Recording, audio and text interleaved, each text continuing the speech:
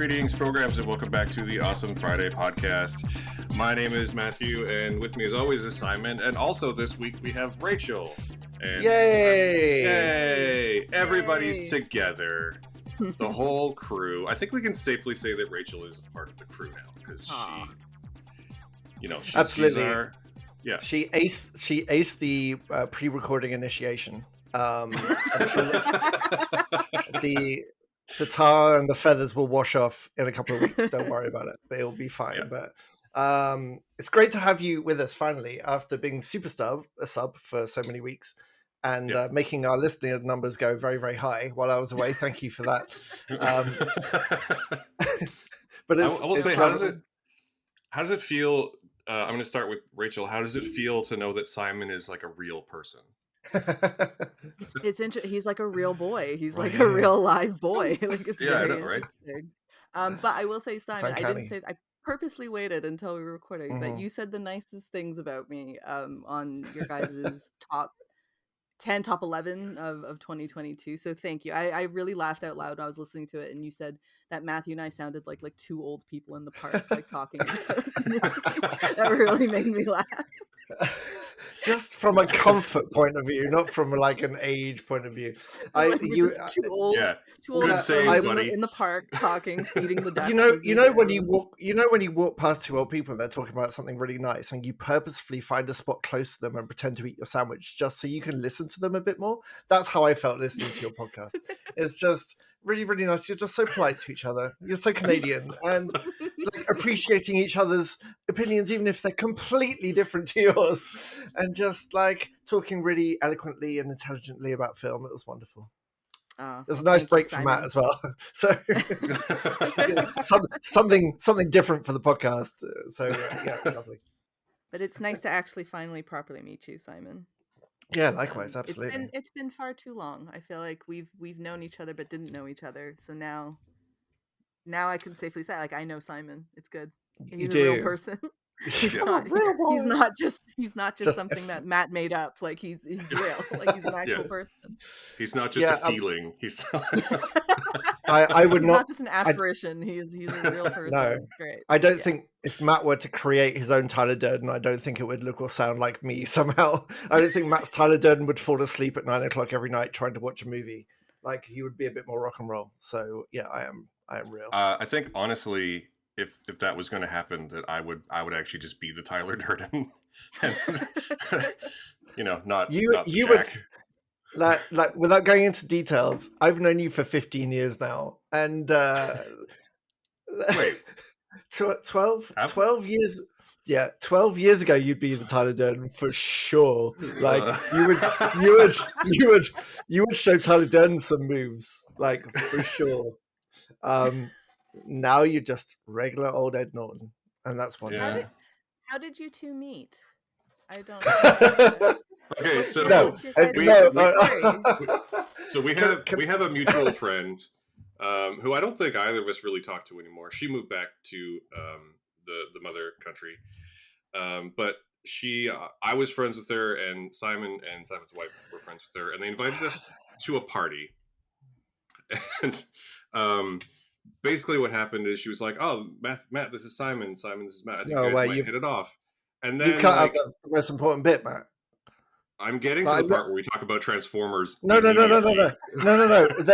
I want to pause you there. You're going to pick up that story in a second. So my wife and I were desperate for friends, and we met Natasha through one of my other home friends, and she invited us to a chili party at her house. And just like starts at 7. Yeah, it was a chili party. Brilliant. Starts at 7. So we get there at 7:20. Being English, we're like, yeah, we'll just roll in at 7:20 and have some chili. All the chili has gone because all the Canadians are like, okay, all right, okay, so it's 7:00 now. Now we go and have. So everybody ate all the chili. So I walked to the chili bowl, and the chili bowl is empty. And I'm trying to look happy about being amongst friends, but my wife and I both like food.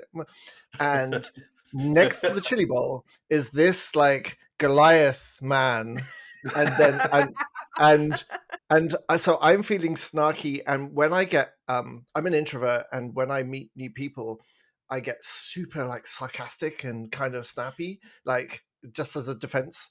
And then Matt says, right, you can pick up your story now. Oh, I don't remember what I said at that point. The part I remember the story is later when Natasha comes back and like sees us talking. So what did I say in that moment? Because I don't remember. So I don't know how it happened, but we went instantly from there's no chili left to Michael Bay's Transformers suck, and and I don't know what the segue was. But have you ever fallen in love instantly? Have you ever just known? You know what? And we had one conversation. I'm like, you know what? This is going to be fine. This is going to be great because we were I think what happened was I think you might have been wearing like a G1 like Transformers T-shirt or something. That one. Right. I think that might be what. But my favorite part of the story is that our mutual friend Natasha, we start talking and hitting it off. Rachel is standing there. Simon's wife Rachel is standing there and rolling her eyes lovingly like she does, because we won't shut up about Transformers now.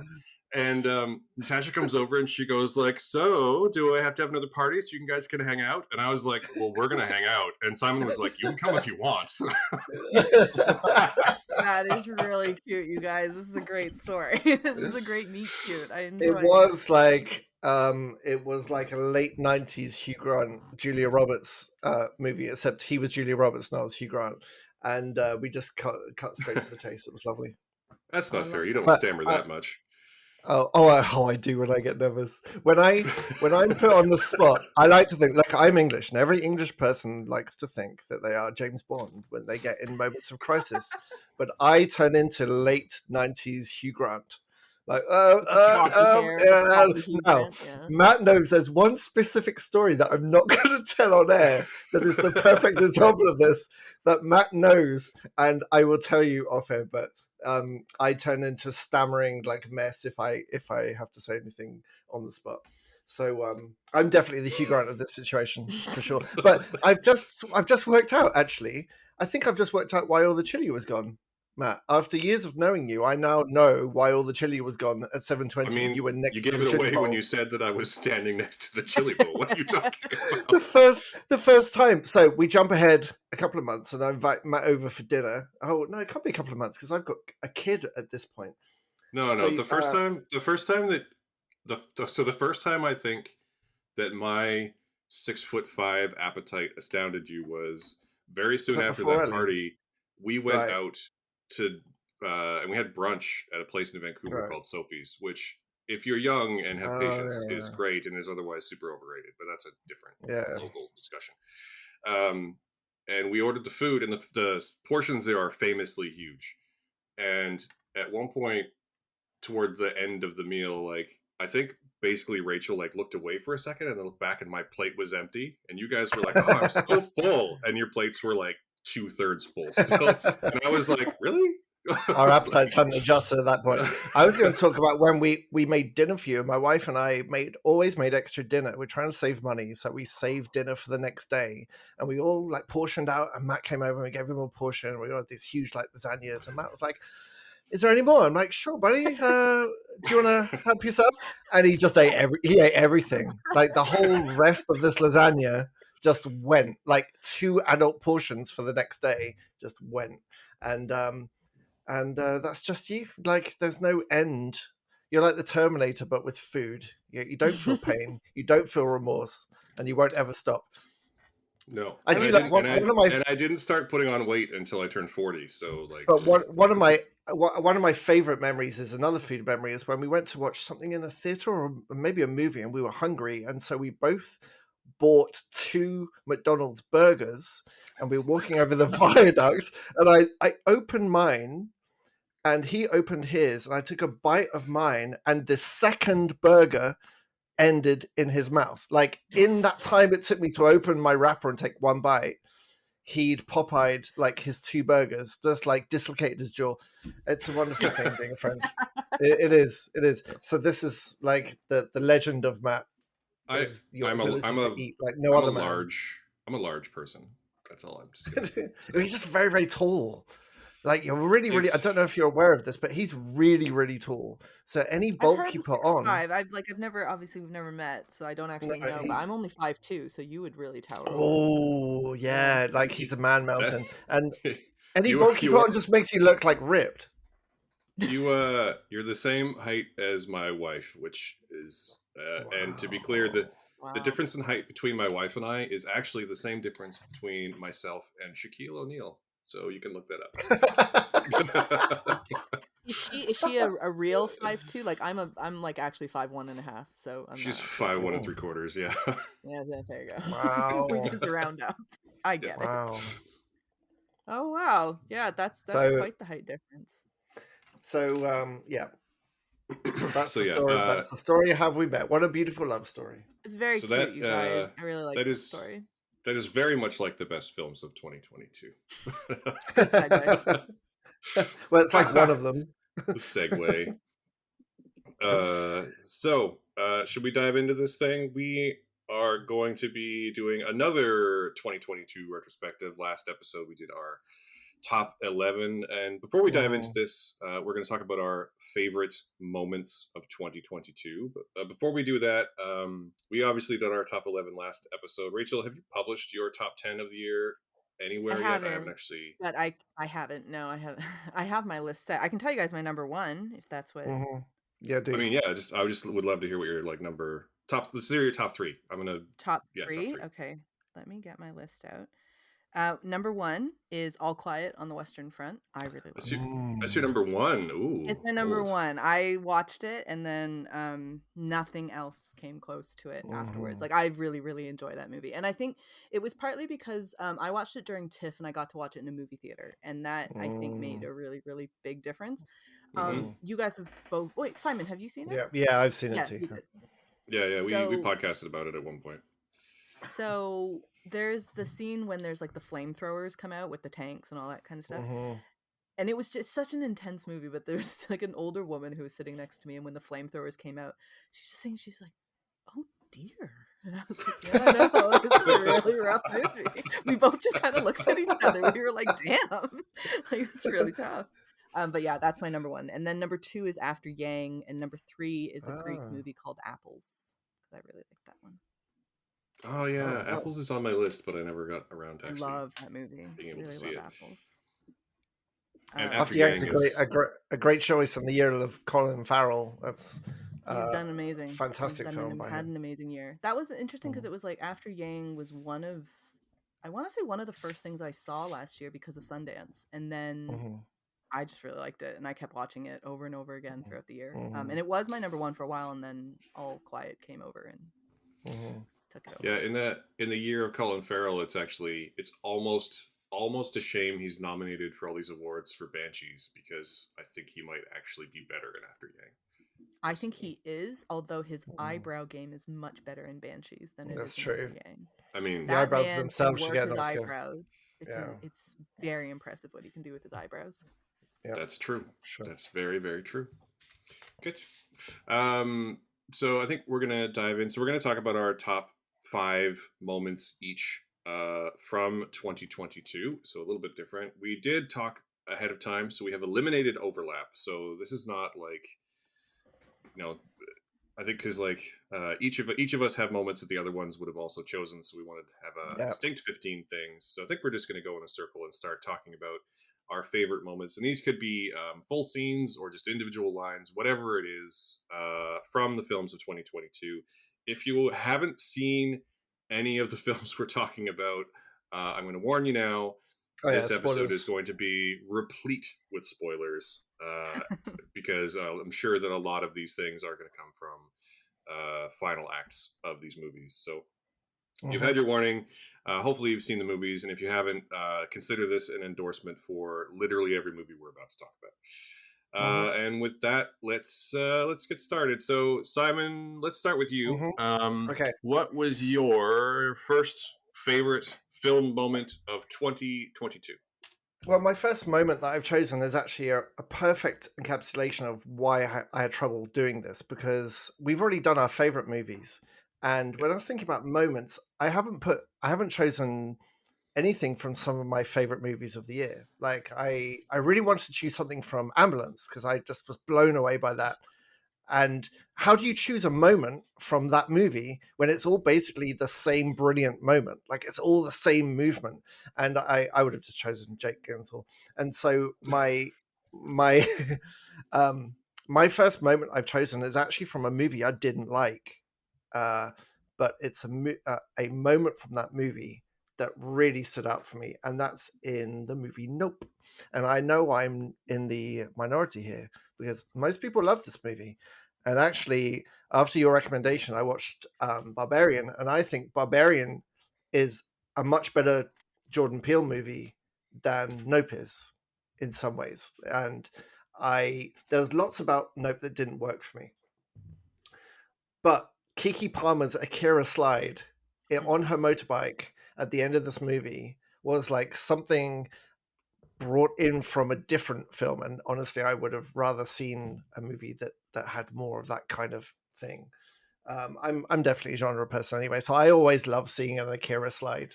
Like they're all over the place, and it always makes me happy. But this was a really, really good one, and it made it even better because I hadn't seen Keke Palmer in anything before, and I just thought she was phenomenal in this film. I loved her energy, and I researched a bit about her as an actor as well, and she's done some incredible things in her life as well. She puts a lot of focus into using whatever money and power she has for the betterment of others, and she's really educated, and she's really clever as well as educated, if that makes sense. And it's funny because when she's introduced in Nope, she's kind of the annoying little sister, right? That's how she's positioned to be, is this over the top kind of live wire that destroys more than it should do. But she takes that character and just the evolution through that movie where she and her brother perfectly balance out everything that's going on. I didn't like where the movie went, but I loved where her character went, and it really culminates in that moment where she has escaped in the bike, and then a perfectly shot Akira slide away from the camera into her big finale moment was easily the best part of the film for me. And when I was thinking about the key moments that really jumped out for me from a whole year of filmmaking, that was one of the main ones. But how did you feel about Nope? Like, I think you liked Nope a lot more than I did, right? I mean, I know I did. Rachel, did you like Nope? Yes, no. I liked it. Yeah, I didn't love it, but I liked it. I think it's one of those movies that people kind of went in thinking Jordan Peele makes a certain type of movie, and they were kind of looking for that. And I think that Nope is not that movie. It's not a Jordan Peele type movie. It's very, very different. But for what it is, I think it's good, and I think like he's a very, very good fit, and it's very different for him in that it's a massive spectacle of film, whereas his other movies are super quiet and very contained, whereas this one is just massive. And so I think if you get your head around that and just kind of not think of it as a Jordan Peele movie, it's not a bad movie. I don't think it's a great movie though. I can't remember what I gave. I think I might have given it actually like an 8 when I first reviewed it, and I think if I were to redo it now, I probably would knock it down to a 7. But I still like it. I think it's amazing. And the moment you're talking about, Simon, the Akira slide, I think is brilliant. Keke Palmer was amazing in it. That's the first thing I've ever seen her in too, and she is incredible. Oh, really? And yeah, I've never really saw her in anything else, and she's just she's phenomenal in the movie. And the Akira slide, like, it came out of nowhere as well. Like, I was not expecting to see that, although I feel, again, like, even though I just said that it's not a Jordan Peele movie, knowing a bit about Jordan Peele, like, it's not surprising that he incorporated something like an Akira slide into his film. But it's an incredible moment from the movie, and it's placed perfectly in the film too. Like, it's at just the right moment. It builds up really, really lovely, and then it kind of goes from there perfectly. Yeah, I think that's an excellent moment. Yeah, I think it's minorly hilarious. You say it feels like a moment pulled in from another movie, because it is exactly that. Yeah, no, good point. But you know what I mean. Yeah, as to like whether Nope feels like a Jordan Peele movie, it definitely doesn't feel like his previous 2 movies. But I sort of love that about him, and it makes me very excited for whatever he does next, because it mixes things up. He had a. I know someone else said it before him, but I saw him give an interview a while ago where someone asked like how he went from comedy to horror, and he says, "Well, I didn't. Like the difference between comedy and horror is the music. And I was like, yeah, that makes 100% sense for Jordan Peele. And yeah, the Akira slide moment is legitimately wonderful. I think I nearly chose a moment from this movie, and I nearly chose the moment when the character OJ gets out of the truck, looks up at what's going on, and then goes, "Nope." It gets back in the truck. But you chose a movie from Nope, and I already have some overlap, so I didn't go there. But yeah, Akira slide, it's a great moment. We recently rewatched it, and I still love that movie. But yeah. Let's move on. I'm going to go to me, I think. And I had a really hard time narrowing it down because this was such a great year for film. But I'm going to go with there's a line in the movie Glass Onion toward the end where the whole thing is being explained, and Benoit Blanc is basically explaining the whole plot, and he goes, "Oh, it's just dumb." And then one of the other characters goes, "Oh, it's so dumb, it's brilliant." And he goes, "No, it's just dumb." And I feel like it's such a perfect encapsulation of the character that Edward Norton is playing, whose plot he's trying to explain. And I just love how much fun Daniel Craig is clearly having in that movie, but clearly in that scene as well. There's so many other great lines in the movie, but I just love that someone actually like called out that trope so effectively. We've all seen Glass Onion, right? I know Rachel saw it too. Yeah. So how do you feel about that one, Rachel? So I'm definitely the minority. I didn't like Glass Onion as much as everybody. I think like it's one of those that I'm like, it's good. I liked it. I haven't gone back to watch it again. Like it's fine. But I don't know why everyone was saying it was better than the first one. I'm like, no, it's not. The first one was better. But I do like what Daniel Craig is doing with the character. And so I like that you pulled that line, because I think that he's clearly having a lot of fun, especially after he made all those comments about not wanting to do James Bond again. Like I believe his quote was like, "I'd rather slit my wrist than do another James Bond." And then he did do another James Bond. So clearly he was feeling a bit trapped or whatever, doing the same character over and over again. Not that we should really be that sympathetic to him about that, but I think that him like this Benoit Blanc character has just been such a godsend to him, because he gets to do the most acting. He gets to have fun, and he gets to like make stupid jokes. And I think that that's incredible, because I don't think he's really had that opportunity. What was that movie he was in where he was it was the race car one. Oh, what's that movie called? I can't remember. Oh yeah, the Soderbergh movie. Yeah, Logan Lucky. That one.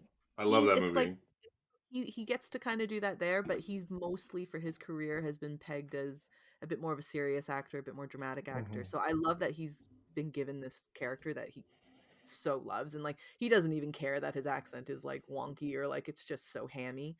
But I enjoy that, and I think that that moment, like you said, him like basically, or them, I should say, it's more Ryan Johnson really, like just absolutely trucking through like that kind of a trope in that kind of a movie. I think it's awesome. And I think it's Kate Hudson's character who says like, "Oh, it's almost brilliant," because she's really good in that movie too. Actually, I really like her in it. Yeah, she's great. Yeah, she has the other great setup for him too, where she says she's a truth teller, and he says it's dangerous to mistake speaking without thought for speaking the truth. And I nearly chose that moment, but it's almost too good of a quote to be a perfect moment, as opposed to when he's like, "No, it's just dumb." Like, I feel like that's a much better encapsulation of what the movie is trying to say, and less than Ryan Johnson trying to basically like speak to Twitter about the way they speak about movies. Yeah, I'm with you on this one, Rachel. I enjoyed Knives Out more, specifically because of the ending. I like in whodunits, I like the detective to solve things, and in Glass Onion, he doesn't solve things. And I understand why the ending happened the way it was, but it didn't feel like a good whodunit ending. But my favorite moment from that movie is the wonderful, amazing Jessica Henwick, who is one of my favorite working actors of the moment. Go back and watch the moment when she smashes the plate and looks straight to camera, because those glass plates were handmade in Poland, and Rian Johnson told her specifically how to break it and said, okay, we're going to roll camera and then 3, 2, 1, and then you smash it. She heard roll camera, picked up the plate and demolished it on the ground, and then realized she'd fucked up and looked straight to camera. So that reaction is her going, holy fuck, I've just broken the only thing. Because he said, we already got one shot at this, so we're going to do it this way. And she completely fucked it up and looked straight to camera. And that's the cut they used in the movie. And I love that because the horror... have to go back and look. Yeah, the horror on her face, straight to camera, fits so perfectly with not just who she's looking at, because then it cuts to a reaction shot of Ed Norton, but it's so perfect for her character at that moment as well. So kudos to Rian Johnson for using that fuck up. That's my favorite moment of the movie. But yeah, I'm with you. It sounds like it was his only shot. So. Yes. Wow. Yeah. Absolutely. Never mind. I didn't know that. I didn't know that. She's very underrated in that movie. I think like people kind of, but like understandably so because there's so many people in the movie. But I think she's incredible in it though. Yeah, she's. It reminds me of how they destroyed the guitar in The Hateful Eight. The really, expensive antique guitar gets destroyed. So there's a moment when, one person smashes a guitar and everyone else in the room is like. Because they didn't cut away and replace it with the breakable one. Oh God. Yeah. Excellent. So let's come back to Simon. What's your next one? Ooh. So I've got Top Gun Maverick is my second film that I've chosen a moment from, and I think as we get further away from Top Gun Maverick, I liked it a lot. I'm not sure I'm obsessed with it as some other people are. It's a brilliant, like pitch perfect action movie. But what I'm really thankful for is that I don't know if it was a conscious decision, but this was an action movie. It was an adult action movie that you could actually take your children to. And now I've got a 12-year-old son and an 8-year-old daughter. And so choosing movies that we can all go to that aren't kids' movies is sometimes a bit precarious because you don't know what kind of things that we don't want to expose them to anything that is going to upset them. And usually this kind of movie, like action, straight out Tom Cruise action movies aren't usually like kid fodder. And I love how Top Gun Maverick seemed to be perfectly balanced to appeal to adults, but you can also take your kids to as well, just like the original Top Gun. And I'll forever be thankful for Top Gun Maverick for this one, my second moment, which is the Death Star run where Tom goes down the Death Star and he's not in Iran, absolutely not in Iran, but he's going down the trench and the exhaust port is there and he's got one shot to make it. And of course he makes the shot and it goes in and he uses the force. He turns off his targeting computer and he wins the day, which is great. But at that moment, both of my children in a packed theater, I'm going to back up a bit from my microphone, stood up and went, yes! And I've never seen them do that before. And they were so into that film. And I'll forever be grateful because that's a core memory. Like we all remember the movies we watched when we were young that made us do that, right? Back to the Future for me, like Star Wars, the original Star Wars for me. So that's something that they still talk about, that they still remember happily, and I'm very, very thankful for Top Gun Maverick to provide that core memory for my kids. So it's the moment in Top Gun Maverick where Tom Cruise makes his killer shot. I mean, the only reason I don't have a Top Gun Maverick moment in my top 5 is that you both do. So, as one of my favorite movies of the year, there's no bad choices from this movie as far as I am concerned. And yeah, the Death Star, the very nakedly Death Star trench run sequence is a great one. It's a perfect movie moment, and I love it. Yeah.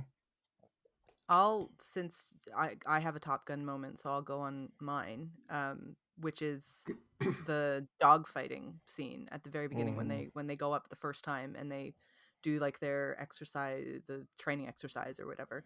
I love that. Like, I love the movie, generally speaking. I love Top Gun Maverick. I think it was such a really cool, like, I like what you said there, Simon, about like having your kids having that core memory of that being the movie for them, that, you know, 10, 15, 20 years from now, that they're going to talk about that movie being something that they remember just in the same way we remember sort of like Star Wars for you, and like you know, other movies for everybody. So I love the scene of the dogfighting simply because it reminds me a lot of old movies. Like, it reminds me of movies from the 90s. Like, I'm sure that they still do those types of montages later, and maybe it's just because it's Tom Cruise, but it just took me back to being like a kid watching. It's like, it's kind of cheesy, it's kind of, you know, whatever, but I loved it because it was fun, and it reminded me of when I was a kid and like watching movies and just enjoying like a sequence like that. Like, it doesn't, I shouldn't say it doesn't add to the movie. It does add to the movie because you kind of get his feel. But if you know, I mean, Tom Cruise is obviously always going to be the best thing in his movie. So, like, the most talented and the most skilled. But I love that scene just for, it looks cool. It's done really, really well, but it just kind of evoked that old school 90s film thing for me. And I absolutely adore totally. Joseph Kosinski got that tone perfectly, didn't he? Absolutely. I watched the first 5 minutes on the plane back, and it's just I said this last podcast, it's an absolutely perfect love letter to Tony Scott in down to the color grading and the angles and the whole movie. The tone is so perfect. So yeah, totally agree. Yep. It's funny, when I saw on your list that it was Top Gun dogfighting, I wasn't sure whether it was going to be this one or the big dogfight at the end. But again, there's no bad choices, and I love where this one sits in the plot as well, where there's these all the young hotshots, and the old man just basically like knocks them down a peg so that they're ready to learn again, and it works so well. And then you get to see a bunch of hot people doing push-ups, so it's not a bad thing. Yes. Yeah. That's the real reason I chose this. Yeah. It's not my favorite movie of the year, but I think it's basically a perfect movie, which is saying something, I think. That movie didn't go into my top 10, I have to say, but I appreciate the movie for what it was, like what it meant to the year. Like, I don't think you can really talk about movies of 2022 without talking about Top Gun. Because it was, and he bet quite a bit on like not releasing it during the pandemic on Paramount Plus and all that, you know, jazz that went on behind it. And yeah, I mean, Tom Cruise, who knew he can sell a movie? I mean, yeah, with between that and what's going to be my next choice, is I think one of the two, regardless of what you think the best movie of the year is, Top Gun Maverick is one of the two sort of movies of the year, because it was the one that came back into cinemas, and then stayed there. People went to the movies to see this movie, and I think that was a big story of 2022. And my next choice is the movie that captured the 2022 zeitgeist in a way that South Asian movies haven't really in the past, and that is the epic RRR. And the scene in question is the Natu Natu dance scene, or if you've seen it on Netflix, the Nacho Nacho dance scene, which features perhaps the best character walk-up sequence in film history, followed by one of the most joyous dance sequences I think I've ever seen in film. If you haven't seen this movie, first off, what are you doing?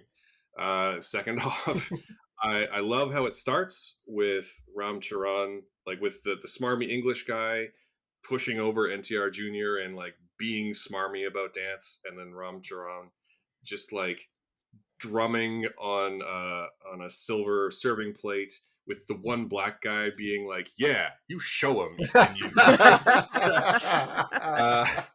and then just like a slow walk up to the dance floor with this like incredible drumming happening in the background, and then like, "Do you know our local dance, Natu Natu?" And then just launching into a perfect joyous dance while the female lead of the movie like basically pushes all the bullies out of the... I love this movie. I love this scene so much. I may have watched this dance scene on YouTube roughly a bazillion times. Like, I don't even want to look at my YouTube history to see how many times I've watched this scene.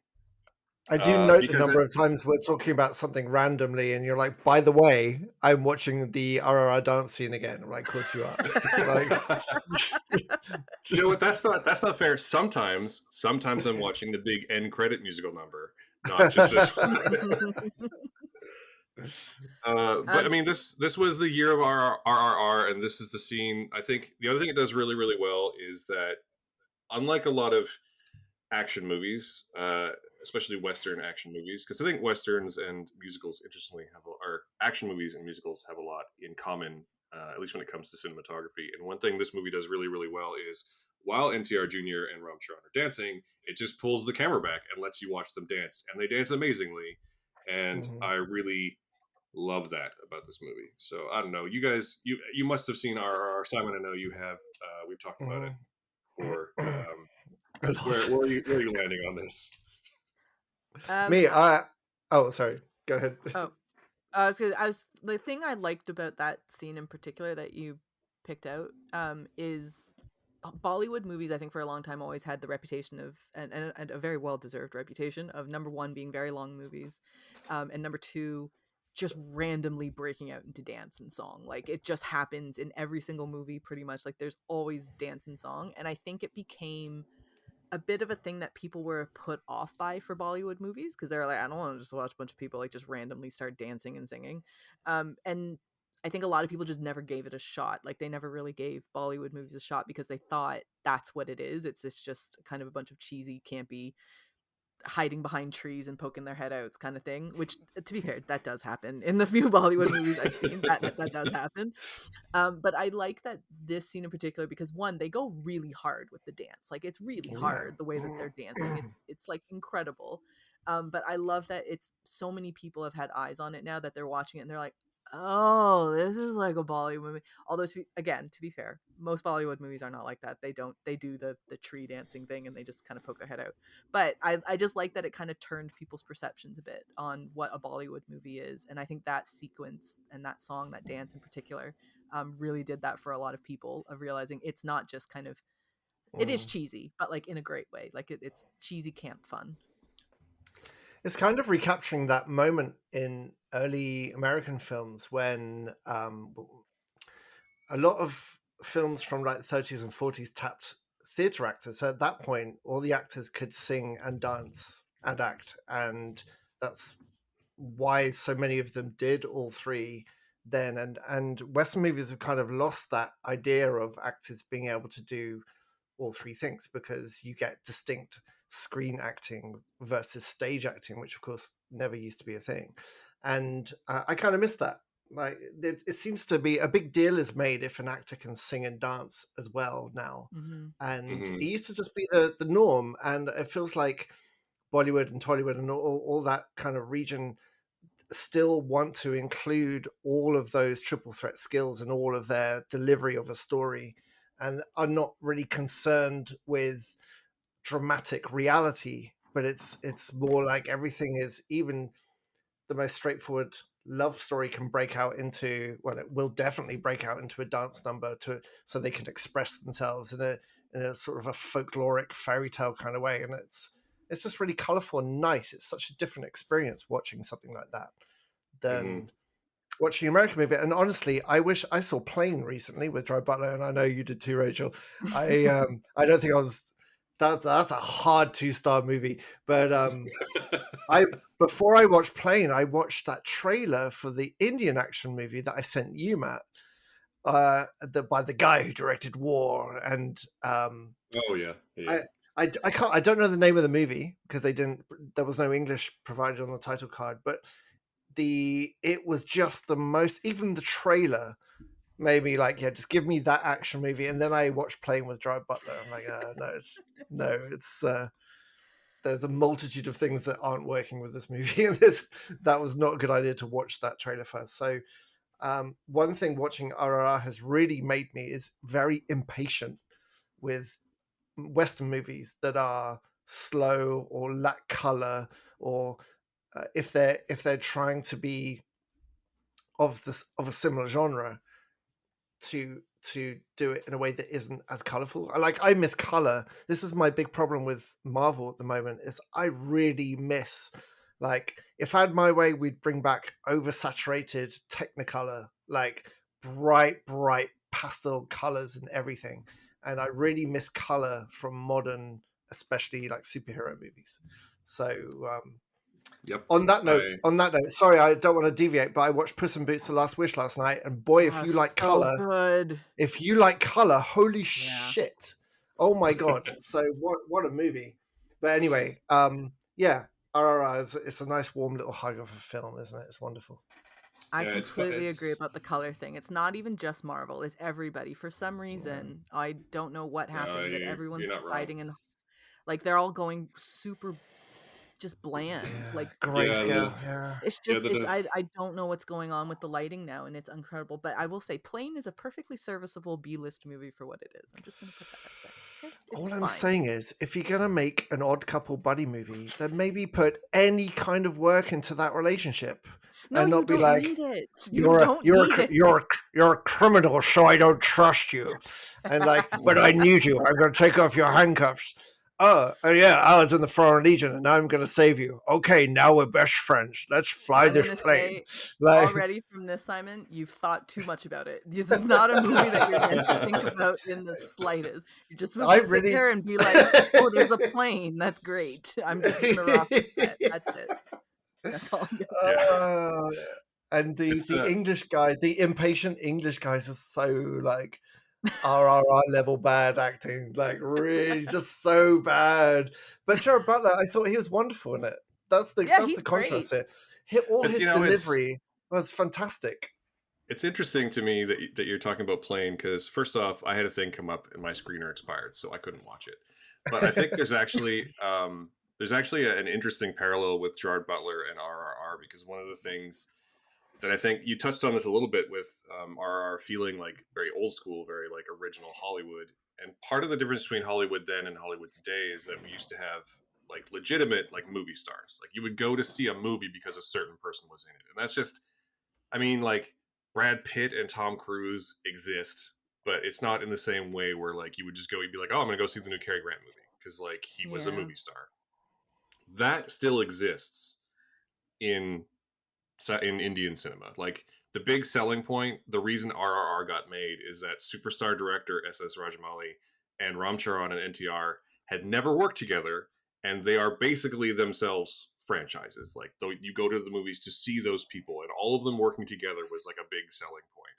And I think that honestly, although he's not at the same level as like the Brad Pitts and Tom Cruises of the world, I think Gerard Butler has established himself as like that, but for B movies. Like you don't go to see Plane because of its plot.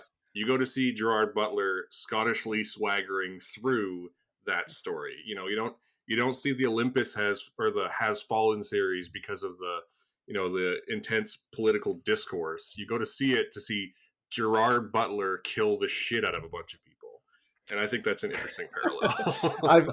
I have not experienced any movie in the Fallen universe yet. I look forward to watching some of those. Simon, you're in for a treat. Yeah, you thought that prisoner dynamic with Gerard was something. Get ready. Get ready for the rest of it. You just wait until he stabs a vaguely Middle Eastern person in the head and tells him to go back to Fuckheadistan. It's so bad. Wow. It's wonderfully terrible. So they're good in their own way. I will stand by Gerard Butler he is a necessity in January filming because the schedule right now is bleak and we need people like him. So I will absolutely defend Gerard Butler.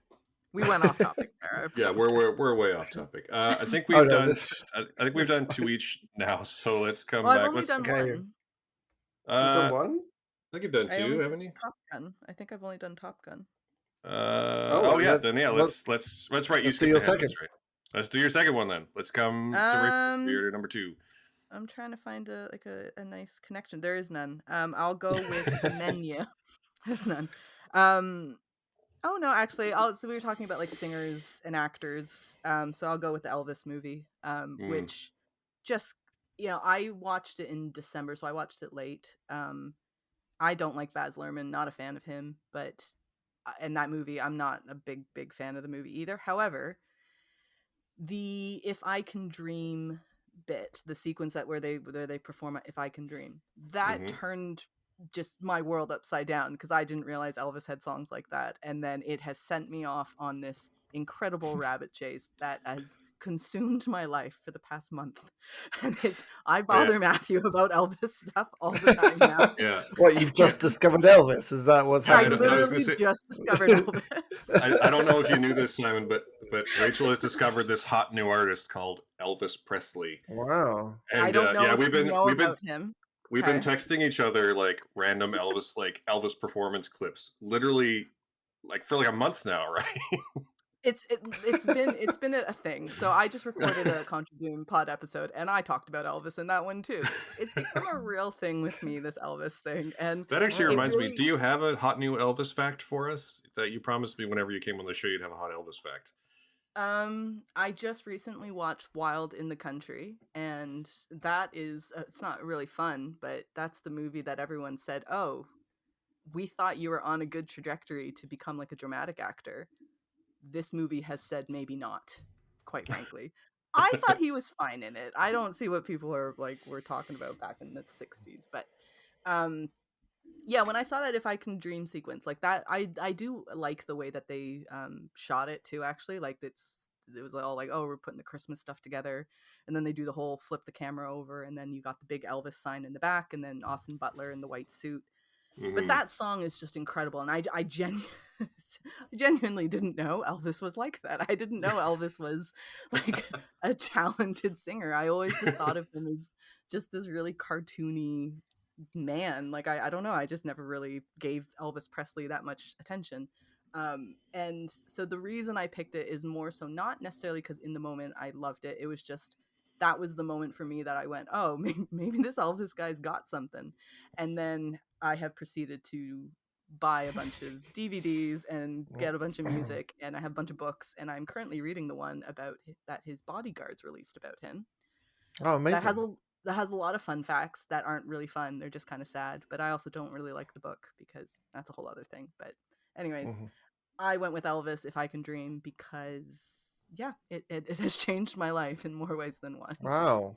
That's wicked. I haven't got that far yet. I'm only about half an hour in.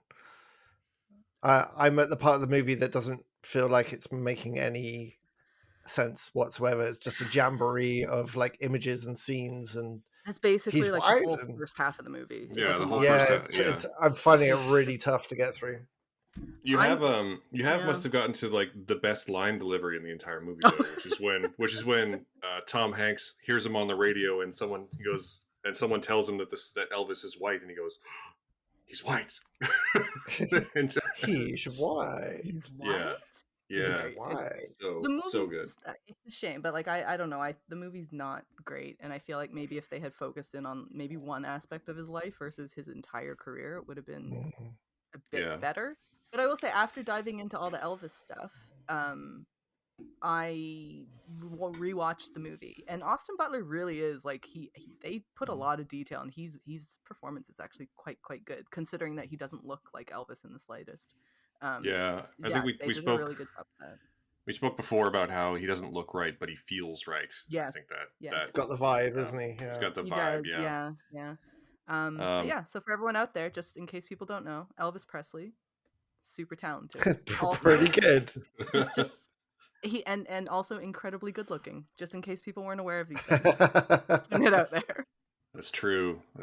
And you know, honestly, like I did not really connect with that film either, but I will say that the '68 comeback special, which is what that song is from, is still, I think, to this day one of the best recorded concert performances of all time, and that song in particular, which I think, if I recall correctly, he didn't have to like necessarily fight to put it in there, but he was very much like, I'm going to sing my protest song now, much to the chagrin of some of the other people involved. And, so basically it was meant to be a Christmas special originally. It was like Singer Presents like Elvis Christmas special or something like that. And then because of everything that had happened in the States in '68, they had written this song, and initially I think Colonel Parker said no, and then they went around him and went to Elvis, and then Elvis said, "Yeah, we'll do this one."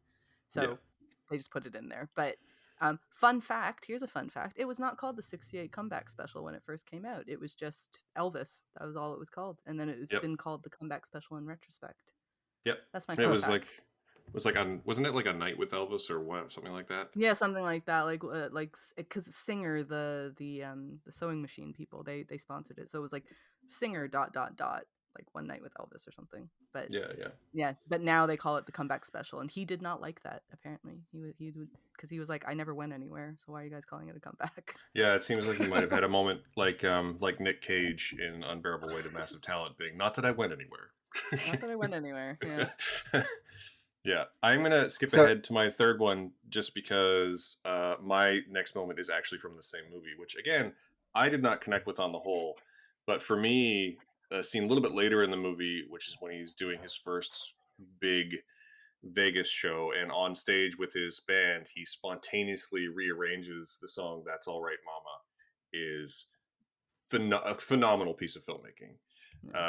Just with him being like, oh, we're gonna do something different, and then just like guiding all the musicians through their pieces, and then eventually just slowly transitioning through editing into that live performance of that song was one of the most, musically, I think one of the best moments of the year, and then also just cinematically one of the best put together sequences of the entire year as well. And I think very much a standout in a movie that is a restrained way to describe this movie would be maximalist, but it is one of the most coherent pieces of the entire movie. I've watched that sequence. It's pretty exceptional. I think he's brilliant at syncing and linking music together. It kind of reminded me of how Brett Morgan handled Moon-Age Daydream, like the music bringing the images together. I thought it's fantastic, except when he tries the same kind of technique with any kind of dramatic dialogue. In what I've seen so far, it doesn't work at all. But the music stuff is, it's fantastic. He knows how to keep the beat of music across edits and visuals. Yeah, unfortunately, the movie doesn't gain a narrative until the back half. But okay, yeah. Should I keep going though? Is it worth? Is it worth pushing on? Austin Butler is going to win Best Actor, so yes. Fair enough. You heard it here, 43rd. Okay, I'm going to do my third because we're pushing another hour already. Now, my third is from a movie that a lot of people hate, probably with very good reason. I really enjoyed the movie. The movie's Blonde, the fictional biography of Marilyn Monroe.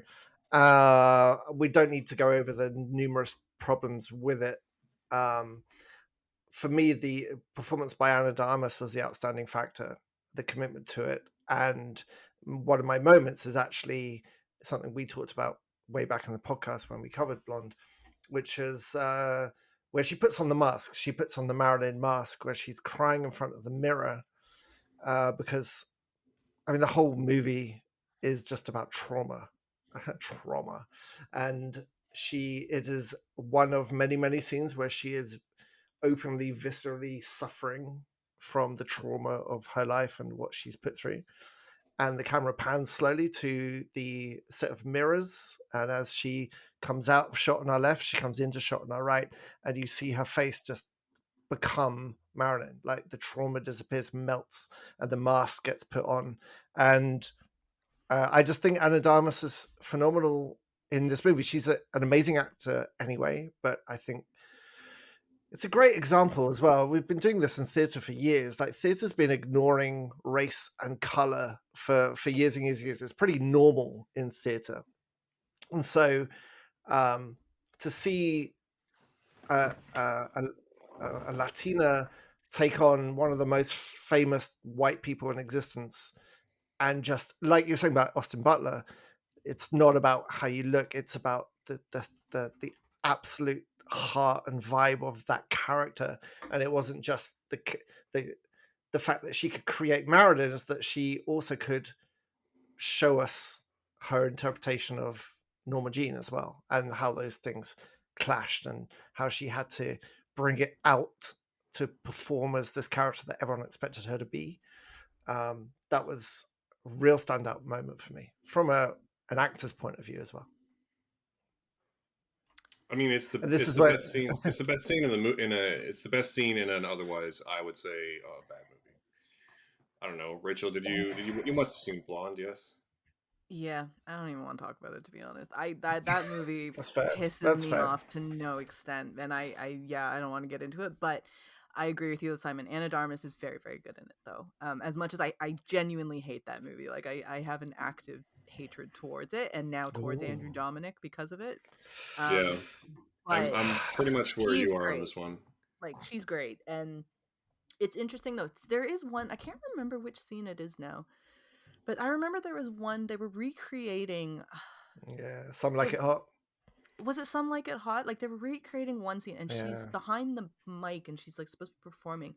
I genuinely thought at that point that they pulled archive footage. Like, I didn't think it was still her. I thought that they just used Marilyn. And then I looked, I'm like, oh no, that was Anna. Like, they did a great job with making her actually resemble Marilyn Monroe pretty well, I think. But yeah, when she's singing, that was Gentlemen Prefer Blondes. Yeah, I know the scene you mean. Yeah, all of the recreations were amazing. That was pretty phenomenal. But otherwise, that movie can go to hell as far as I'm concerned. Yeah, I agree with Rachel. I don't want to get into it either, but like, I will say that Ana de Armas is amazing, and I think the scene in particular that you've chosen is a really stellar piece of acting. And if she ends up winning awards for it, I will not feel bad about that.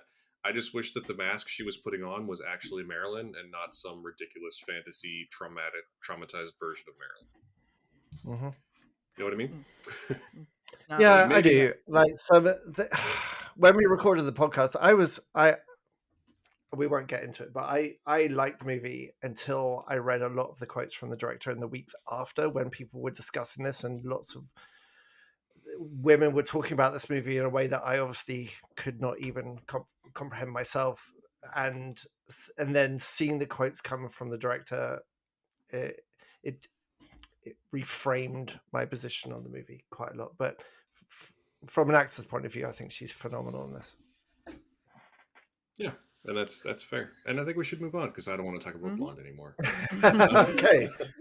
I think. Let me talk about number 4. Oh, okay. No, I think we're behind on Rachel now. So let's go to Rachel for at least one, but probably two of your favorite moments. Yeah.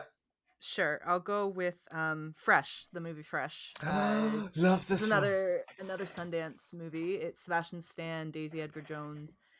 I am going to spoiler alert, or spoil rather, this one. But basically the first 30 minutes of the movie, I went into this movie not knowing anything about it other than it was a Sebastian Stan movie, and I'll be honest, that's the only reason that I wanted to watch it, was because we were talking about, we weren't recording, but we were talking about things that get you engagement. Sebastian Stan does very, very well in that sense. So anything that he comes up, I'm like, okay, we should probably review that because it's Sebastian Stan. Oh, not like your personal engagement. No.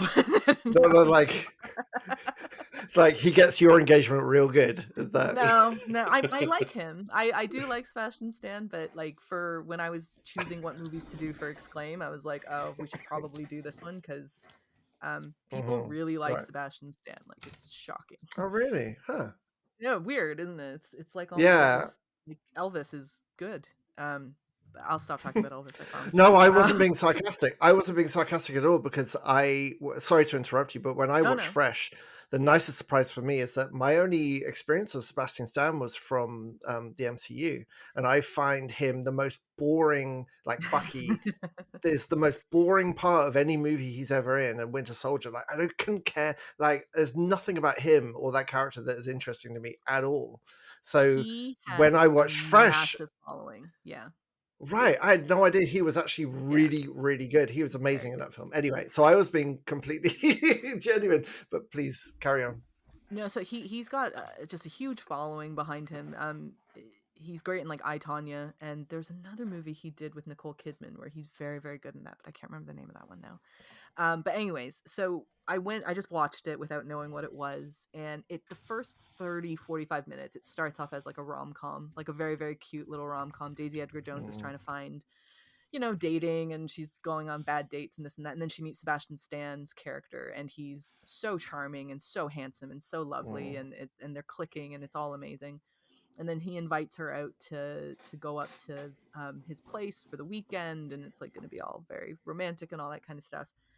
And then the movie just does a complete bait and switch on you. Like, if you don't know what this movie is, you could possibly become upset that it is not a rom-com, because it turns into a cannibal, like, murder, like it just turns into a horror movie basically. And the thing I loved about that movie, like the moment I'm choosing is literally in minute 30, say, when the title card comes up and you realize she just got drugged, he's about to kidnap her and hold her hostage, and so on and so forth. That to me was the moment for that film that I was just completely blown away by it. And I haven't really, I don't know if there was another movie last year that had that same kind of switch on it, but to me it was just phenomenal. Like the way that they the way that they composed it, and then the way that they decided we're going to hold off on the title card for a really long time. I thought it was perfect. Yeah, absolutely. One of my favorite genres has always been woman in trouble gets out of trouble by being clever. Like imprisoned woman thinks her way out of a situation and then maybe kicks some ass on the way out. And the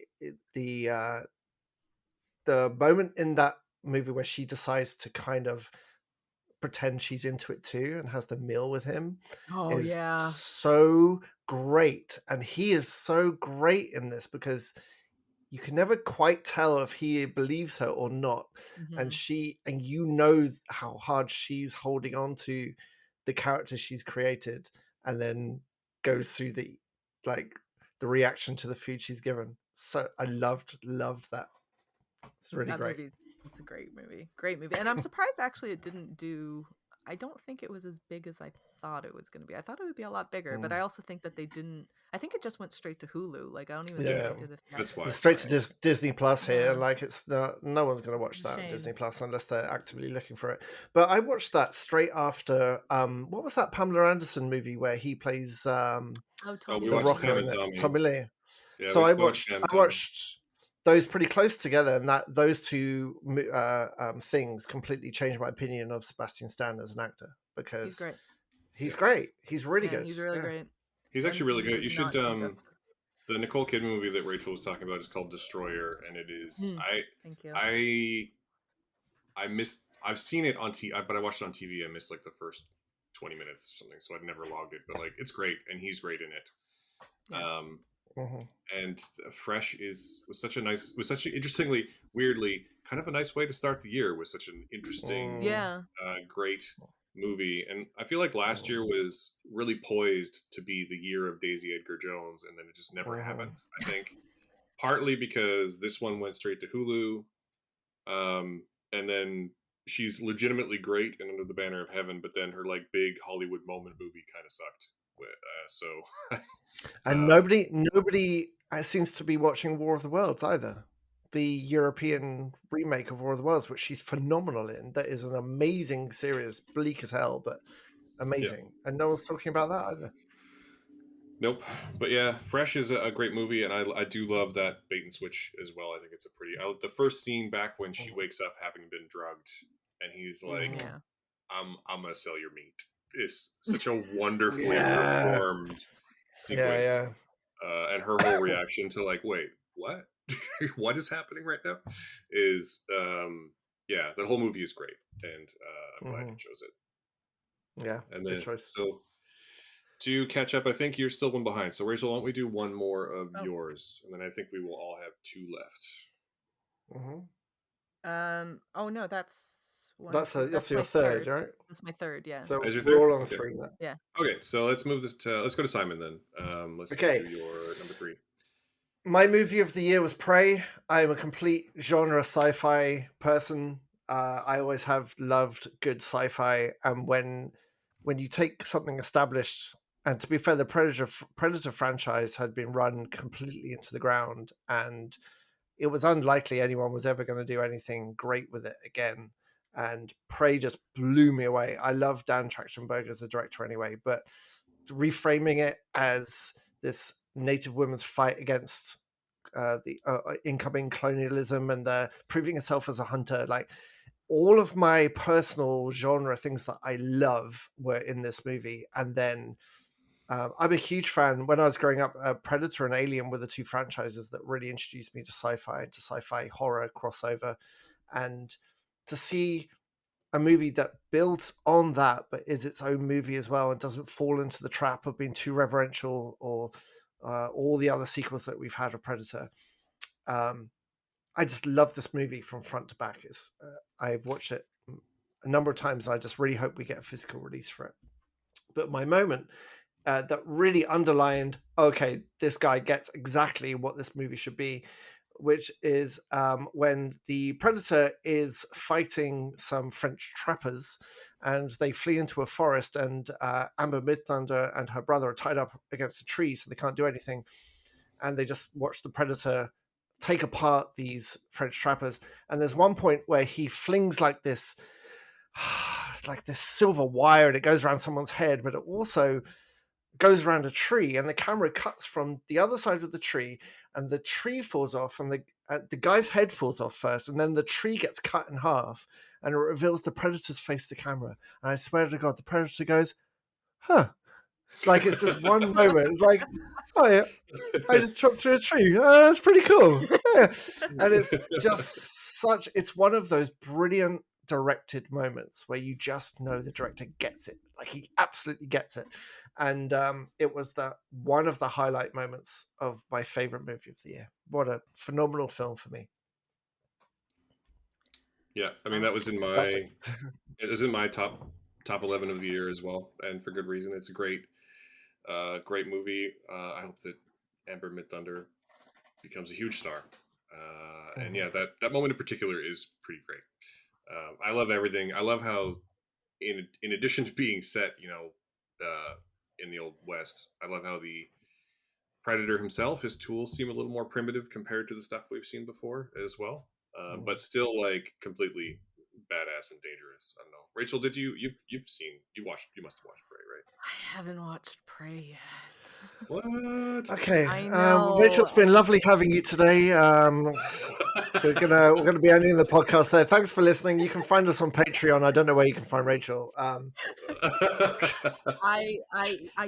it's one of those that when it came out, it kind of like, I think like everybody, I think everyone was like, really, we got another Predator movie, like it, and the fact that it was just going straight to Disney Plus as well, which was it was just kind of like, oh, so clearly they don't believe in it either.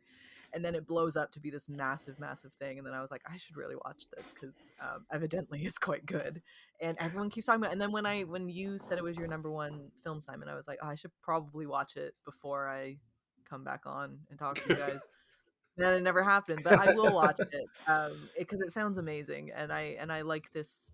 I love when young actresses are coming up and doing their thing. So yes, it is on the to watch list. I will get to it after I watch some more Elvis movies. Then I will do Prey. I promise. It will happen. It's a great match. It's a great match with Polaris, in that it's two of my favorite films of the year about a young native woman fighting back against the colonial metaphor, using screams and claws and whatever else they can do. So yeah, highly recommended. Only heard great things about it, so I definitely need to watch it before I do anything else, and I will get to it. I promise. Yeah, it's great. I think if it were me, I still would have chosen the scene that what is shot to be single take, but is obviously have a couple of cuts in it. There's a great scene where she attacks the French trappers, where Amber Midthunder does, and it's so well put together. Yeah. But cool. Let's move on. I'm gonna go to a movie that lots of people love, and I think is pretty good, but has, I think, maybe the best car chase of the year, and that is The Batman. And I think that the Batmobile chase scene in this movie is legitimately great. I think it is probably the best car chase scene of the year, maybe of the last several years. I don't know. Correct me if you think I'm wrong there. But the decision to make the Batmobile basically a souped-up sports car and to make it sound super angry, and then and I love how it's going to sound weird to say, but I love how destructive the chase scene is. Not because it's destructive, but because it's at the end of the scene revealed that it's for no reason at all. It's because the two main detective characters in this movie are basically idiots.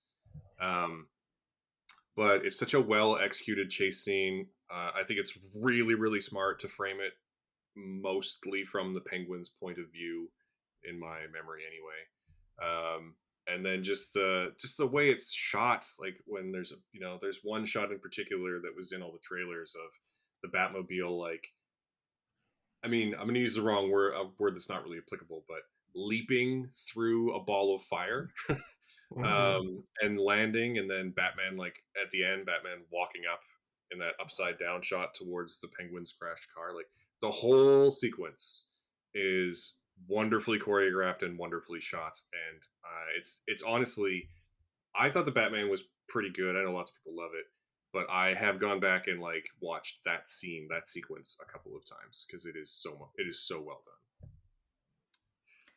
I'm one who loves the Batman. I think the Batman is great. I think it's such a great addition to like the Batman. What are we calling it? Cinematic universe. Just like the Batman, whatever. Like I think it's a perfect addition because you get to a point where you go like, what else can you really do with Batman? Because it's been done so many times, and Chris Nolan did such a good job with his Batman movies. That I kind of was like, well, but I like Matt Reeves because I really like the Apes trilogy, so I was like, that's cool. And I think what they did with it was kind of obvious, almost like to go back to when he's younger, because we don't really have a young Batman out yet, like before he becomes the Batman we know, the Bruce Wayne that we know. And so I adore that movie, and I think that scene that you're talking about, Matthew, is incredible because that is the most actiony movie. That is the most superhero-y kind of movie, like sequence.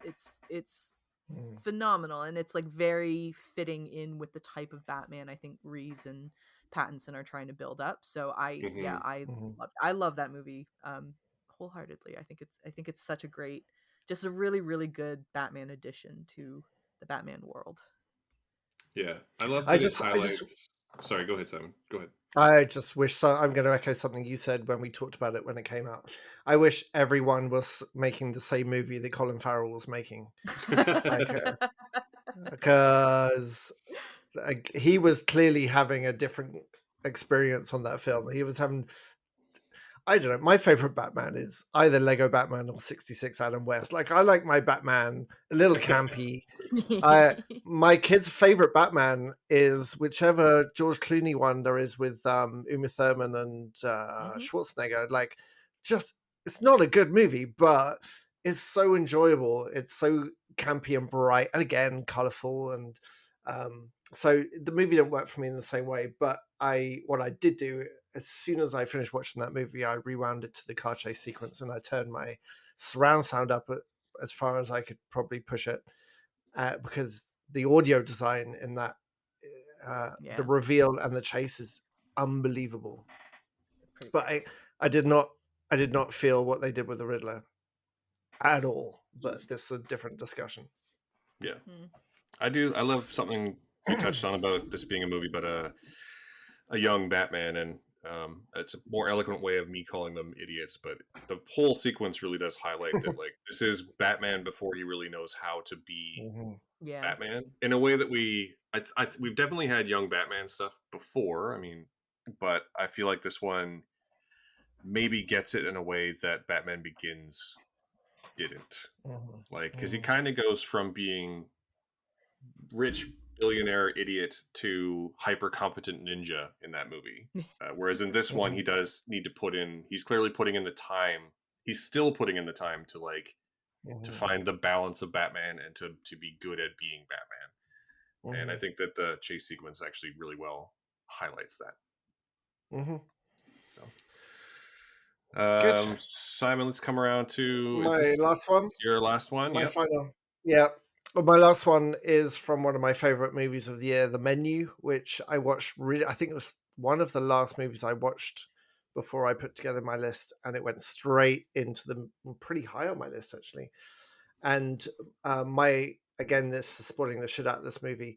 When you've got this kind of concept movie, I think the end, how they bring it together, is the most important part of like how they put that nail in the concept. Like, how are they going to end this movie where they've already told us everyone's going to die? We already know how it's going to end in their head, but we know something's going to happen to end it in a way that is not expected. And I just love the ending of this movie, and I love the moment where Anya Taylor-Joy works out what she needs to do. She puts together her collected observations from all the things she's seen and all the things she knows about this character, Ralph Fiennes' chef, and she then echoes his clap. And all the way through the movie, again, it's a great callback to how the clap is the moment where everyone pays the chef attention.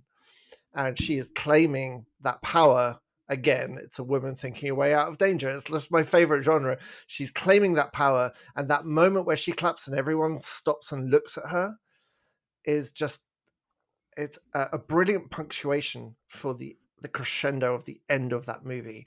And how she very, very delicately orders that burger and he makes for her, and she uses the lines like, "Can I take it to go?" Like, it's so brilliantly delivered. She's a great actor anyway, but everything is so brilliantly delivered. And Ralph Fiennes, who is just, I mean, it's just phenomenal.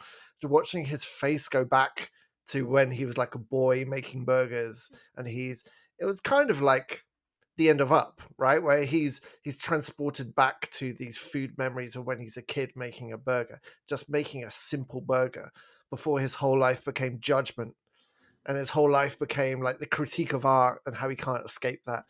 And just for her to think her way out of the situation, and then that final shot where she just eats the burger with everything burning down, perfect. Like, such a perfect ending. And then wipes her mouth with the menu, like uses the menu as a napkin, right? And like you're saying it's Up, but I like Ratatouille. He has a Ratatouille moment where it's did I say Up? Sorry, I got the wrong Pixar. They just do that whole thing. It's amazing. I'll tack on to yours because one of my moments is the menu as well, and it's the single line delivery from Hong Chow, who I think is just great in it. And it's the one that's getting the most play online, but I love it. It's the tortilla moment when she's like, "These are tortillas," and like the way she says it is so funny. And they're like, "No, but like really, what the fuck is this?" And she's like, "Tortilla de Dios." It's so funny. And like she's so good in it. And I love the movie too, Simon. Like, I think The Menu is such a brilliant movie. You guys were talking about it on your top 11 one because it's on your list. And Matthew, you said you saw it with like 3 people. Simon, I assume you watched it as I watched it at home. I watched it at by home. myself. So I actually got to watch it like at TIFF with a massive crowd. Like, it was, I had to sit in I think the front couple rows because I just got there too late and it was just packed. And it is a movie that really does play very, very well with an audience. Like all the little when they put the text up with the different menu bits and things like that, and there's so many little funny bits in there. It just like it does so well with an audience. And the tortilla thing did really well. I think the scene you're talking about with Anya Taylor-Joy, it just wraps everything up perfectly. Like it just like a tortilla.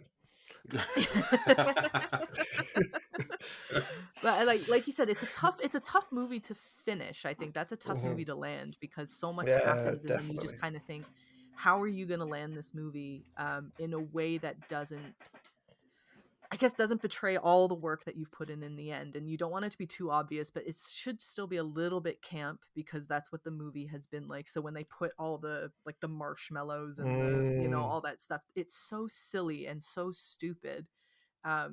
Kind of back to that Glass Onion thing, like it's so it's so dumb, it works, like it's clever, and it's like but this actually is like it is, and it works, and I love it. Like my favorite thing is so on the nose, but when she really does take the menu and wipes her mouth with it and then that's I was just like, it's the most obvious thing you can do in that moment, but I love that they did that because I think it's just phenomenal.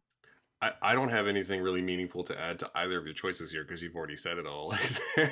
The final clap, the way she's put together, especially the noticing of the only photo in his office in which he's smiling.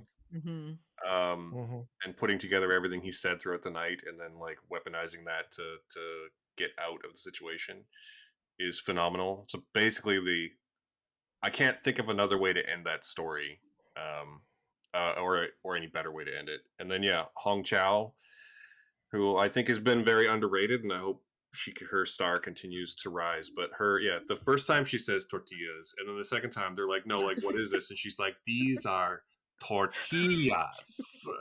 It's so wonderful. Like the way she's just like, you can tell she's like, you are a moron. Is so wonderful. And like we've all known someone like that, and she's so like she delivers it so perfectly. And there's no bad moments in this movie, but those are definitely two highlights, I think. Can I mention my other favorite moment, which is when they have to tell Nicholas Hoult to run because he's so oblivious to everything. He's so into everything's just pantomime for him. They're like, no, you have to run too. And he's like, oh, okay. He's got a lot of especially he's after got a lot of great moments. Especially after like it's like we're gonna give you all a 45-second okay, because the one guy just like takes off immediately. And then I love how the last one to get caught gets a special bite. Yes. Yeah, that movie exists in the intersection of like class warfare and food TV that was, I think, made specifically for me. Yes. So where are we at? Do we each have one left? So, no, that was my fifth one. Oh, I'm done. One left. Okay, so let's go. I'll go to mine, and then we'll go to yours, Rachel. So mine is from my last one is from the incredibly acted Banshees of Inisherin. And this is a movie that is full of great moments and great lines, and everyone's talking about Colin Farrell, and deservedly so. He is wonderful in the movie. But my favorite performance in the movie is actually Carrie Condon. And she has what I think is the best line and the best scene. And the whole premise of the movie, which, if you haven't seen it, again, what are you doing? But Brandon Gleeson has basically like broken up with Colin Farrell, and Carrie Condon plays Colin Farrell's sister, and she goes to him at one point and she's like, what are you doing? Like, why are you doing this? And Gleeson basically is like, I just don't have time for him because he's boring. And she just goes, you're all boring. Like, every man on this island is boring. Like, all of you are like, what do you like? There's no point to this. Like, you're all boring. And it just encapsulates the whole movie so perfectly. But also she delivers, I can't even ape it a little bit because she delivers the line so perfectly, with this beautiful combination of like anger and resentment and that tone of you're an idiot, that I think lands just perfectly. I think it's the best scene in the whole movie, in a movie full of amazing scenes. I agree with it.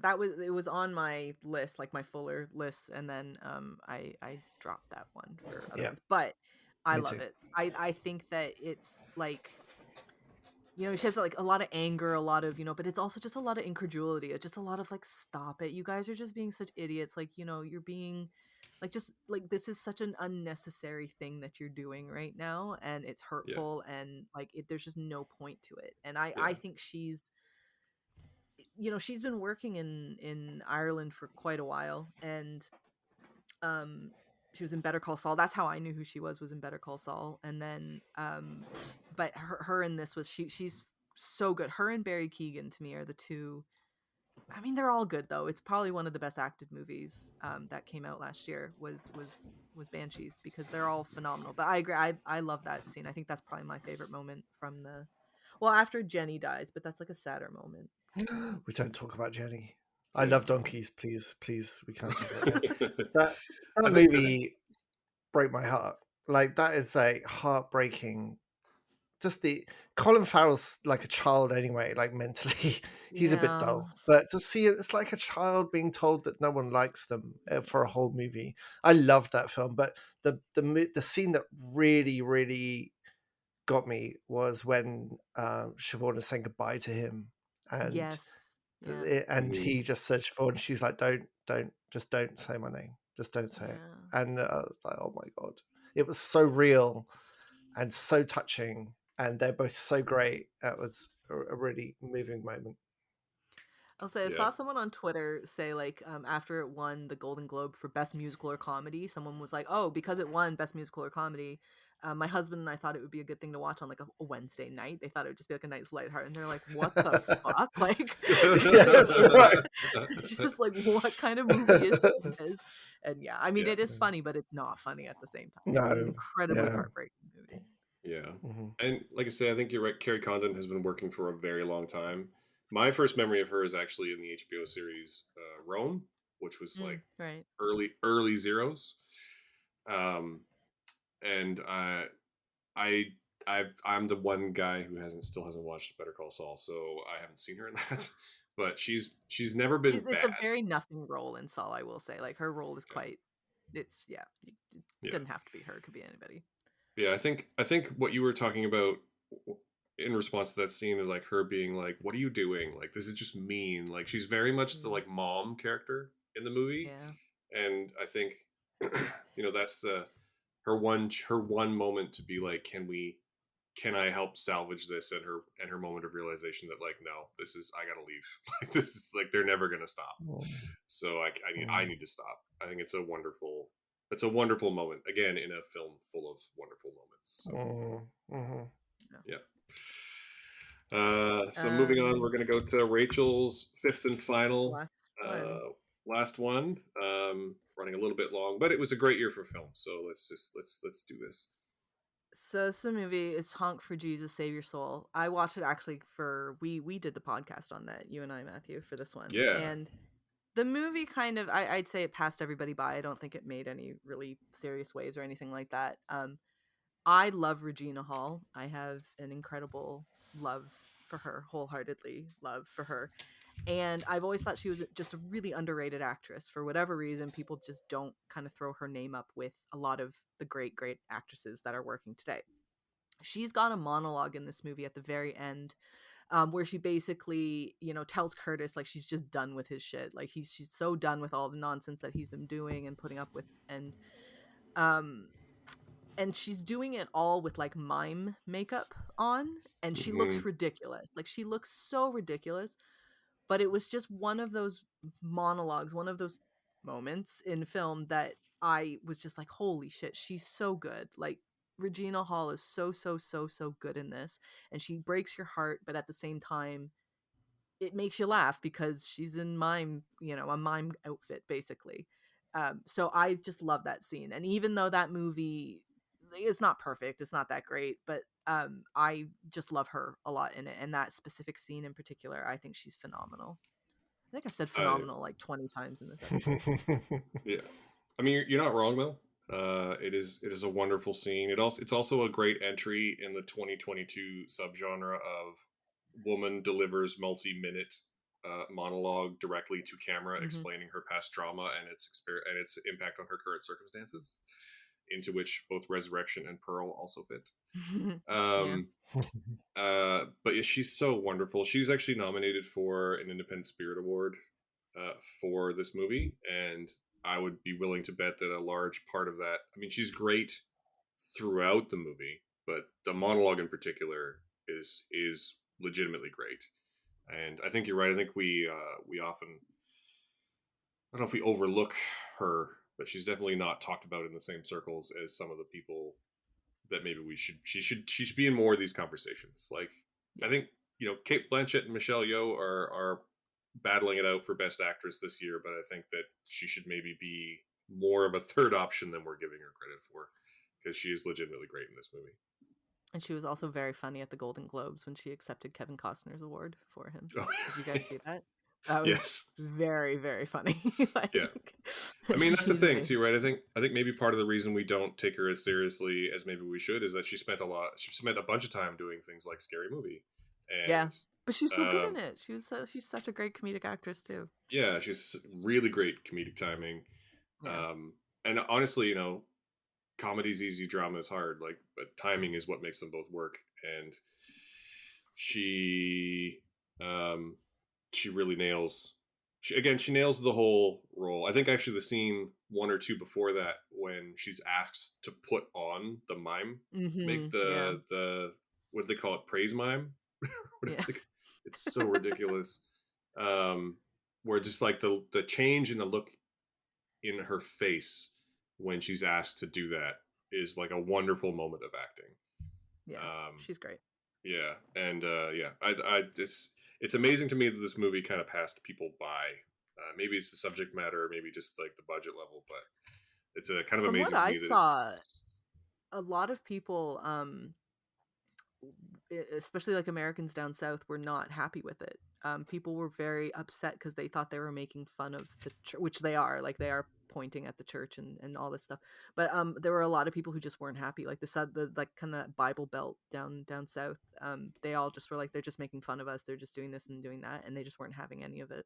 So it ended up actually being a bit of a movie where people, yeah, they just it kind of had a bit of a backlash to it, I suppose, and then not Sort of enough makes people sense, picked up on it. like that sort of makes sense because like it probably hits pretty close to home for a lot of people. But it does also feel like the kind of movie that like it's hitting close to home in the Bible Belt, but like you'd think that like more people in like New York and LA would maybe be talking about it because that's the kind of thing they tend Yeah, to it's like. true. Yeah. So yeah. I haven't seen her in anything ever. So What? I was trying to find something that I'd seen her in. I haven't seen anything she's done, Well, including any of the scary movies.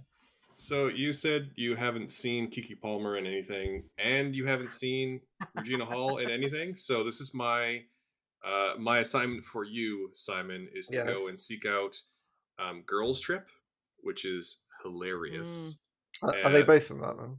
no, Girls Trip is Regina Hall is the lead, but it does also feature Queen Latifah. And it was probably it was like the big breakout for Tiffany Haddish. Yeah. And Okay. then go back and watch Hustlers, which is a J Lo movie that Keke Palmer is in. Oh, I've seen Hustlers. Yeah, Oh, Keke Kiki Palmer's in Palmer's that in one. Hustlers. Yeah, Oh, okay. I have seen Kiki Palmer in something. Hustlers is great. I love that film. So yeah, just go watch those movies again. You'll have a good time. Oh, okay. Deal. Good. So I think that's it. We've all done 5, right? Yep. That's 15 great moments in film from 2022. And it was tough. It was really tough to narrow it down. What a year. Yeah. Yeah, I think 2022 is going to go down as one of the great years in cinema. To be totally honest, I think it's probably in the years since I started keeping track, it's definitely the one where I had the highest hit rate for high reviews. And I think next week we're going to get back to business as usual with 2 new films. Yep. So that's it for our 2022 retrospective. But in the meantime, Rachel, thank you so much for joining us, both of us this time. And where can people find you? You can find me at rachelkh.com is where I have all of my stuff. And then my, what is that called? Twitter is _ Rachel KH. I believe it's called Twitter. As is same thing from Instagram. Yeah. Nice. Good. And you can find us on the socials. We are at Awesome Friday CA on Twitter and Instagram. I am at Matthew AF on Twitter and Instagram, and Simon is Temporary Pen on Twitter when he decides to actually look at Twitter, which is fairly regularly. I would say it's it's a stream, a low stream. So those are 15 of our favorite moments of 2022. If you have, if you're listening and you have something you'd like to add, or if you agree or if you disagree, feel free to get in touch with us any of those ways. There's also a contact form on Awesome Friday CA, and you can email us comments at awesomefriday.ca. In the meantime, we want to thank you so much for listening. We appreciate each and every one of you. And if you would like to support us, one thing you could do would be to smash that like button. Give us 5-star reviews. Smash Subscribe on your podcast platform of choice, and maybe another platform as well. All of those things help immeasurably. And if you would like to support more directly, we do have a Patreon, which will be in the show notes. We record this here on the unceded lands of the Musqueam, Tsleil-Waututh, and Snoqualmie nations in Vancouver. And Rachel, you are on the I got it. I pulled it up. I did it. I'm ready for you. I got it. I'm recording on the jurisdiction of the Williams Treaties and on the traditional territory of the Mississaugas of the Scugog Island First Nations, the Anishinaabe, the Chippewa, the Haudenosaunee, and the Wendat peoples. Awesome. And that is it for our show. So again, one more time, thank you so much for listening and joining us on this Awesome Friday. Thanks. Bye.